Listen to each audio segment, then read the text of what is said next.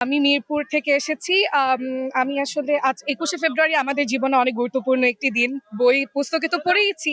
তা বাদেও আসলে আমার এই যে মায়ের ভাষার জন্য প্রাণ দেওয়া হয়েছে সেই এই দিনটায়। তো এই দিনকে মানে মনে রাখার জন্যই আজকে এখানে আসা। পার্থক্য মত প্রকাশের পার্থক্য, বাকস্বাধীনতার পার্থক্য এবং আসলে মুক্তভাবে চিন্তা করার পার্থক্যটা বিশেষভাবে লক্ষ্য করা যায়। আসলে আমরা তো পরাধীনতার শিকলে ছিলাম।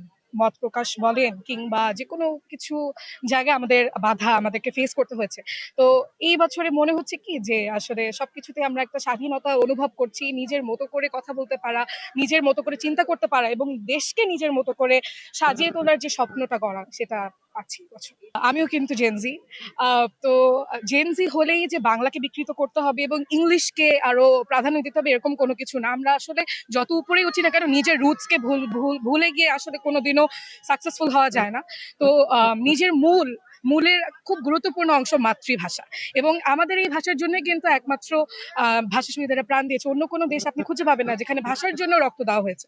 তো সেই যে ব্যাপারটা থেকেই কিন্তু নিজের ভাষার প্রতি শ্রদ্ধা এমনিই বেড়ে যায়।